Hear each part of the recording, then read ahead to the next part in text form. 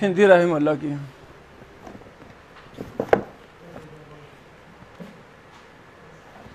یہ کتاب الکفایہ ہے، یہ کتاب الکفایہ ہے امام خطیب بغدادی کی، علوم حدیث کی کتاب.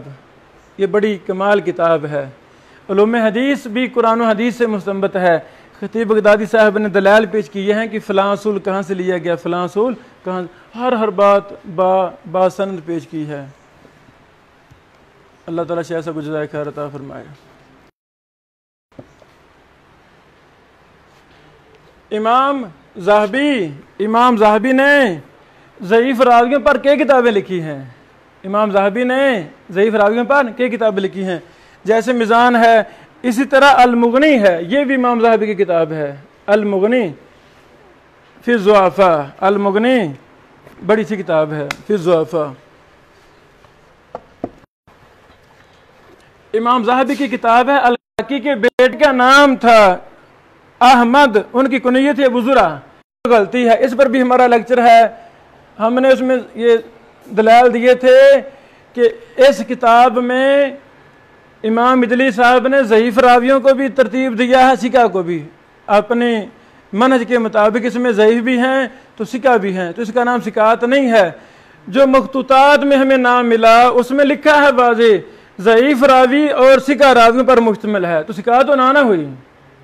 تو ناشرین پبلشر کو پبلشر نہیں ہونا چاہیے، کاروبار نہیں ہونا چاہیے، اس کا اہل علم بھی ہونا چاہیے، تاکہ کتابوں کے نام تو صحیح رکھے. وہ کتابوں کے نام تو تحقیق کے بعد رکھے جائیں.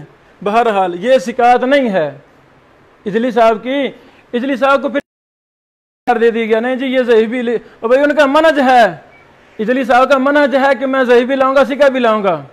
اور ہیں اس میں ہم نے حوالے دیے ہیں.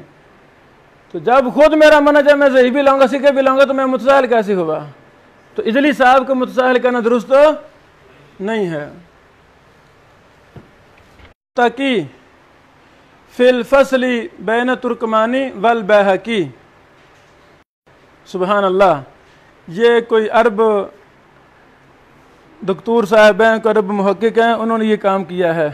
آپ کو پتہ ہے امام بیہقی کی سنن کبریٰ پر ترکمانی حنفی صاحب نے بڑے زیادہ اعتراضات کیے تھے. پتہ ہے آپ کو؟ سنن کبریٰ بیہقی کا پتہ ہے نا؟ اس پر امام بیہقی کی کتاب سنن کبریٰ پر ترکمانی حنفی صاحب ہے، جامعہ عصریہ جہلم، وہاں یہ اکثر وہاں رہے ہیں، انہوں نے اس کا رد لکھا ہے. اللہ تعالیٰ وہ رد سارا اس مدرسہ والے کے بڑی بڑی تراث موجود ہے. ان کا شوق نہیں ہوتا، ان کو ترغیب نہیں ہوتی، یا پتہ نہیں ہوتا یہ کتنے کی قیمتی کتابیں ہیں. وہ پڑھی پڑھی کتابیں گن کھا جاتا ہے، ضائع ہو جائے، یہ شائع نہیں کرتے، نہ خود شائع کرتے نہ آگے دیتے ہیں. ایسی تراث ہر مدرسے کے پاس موجود ہے، ادھر بھی موجود ہے، وہاں بھی موجود ہے، پر ان کا منہج نہیں ہوتا، ذہن نہیں ہوتا، اس لیے وہ کوئی کام کرتے نہیں. بس وہ جفا مار کے نہ بیٹھے رہتے، نہیں ہم نے کسی کو دینے بھی دو.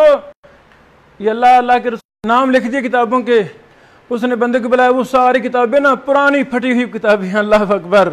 ہمارے باپ نے، ہمارے اجداد نے، ہمارے ابا اجداد کی کتابیں، ہماری تراث وہاں پڑی ہے.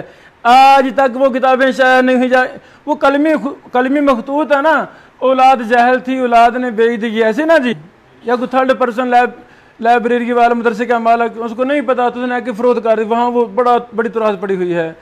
وہ میں نے لائبریرین سے کہا سر ہم نے اس کی تصویر لینی ہے، فوٹو کاپی لینی ہے، ہم شائع کرتے ہیں کتابیں، تراث ہم شائع کر رہے ہیں، تو آپ نہ ہمیں دیں.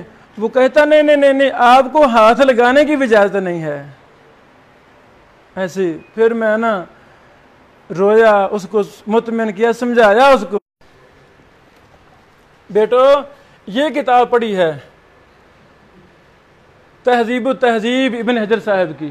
تو ابن حجر صاحب مطالعہ تھے، ان کا دراسہ تھا، تخصص تھا جرح و تعدیل علوم حدیث. اس میں بڑے زیادہ اضافے نقل کیے ہیں انہوں نے جو تہذیب الکمال میں نہیں ہیں. یہ وہ کتاب ہے. یہ کتاب الضعفاء والمتروکین، یہ ابن جوزی کی کتاب ہے. یہ ابن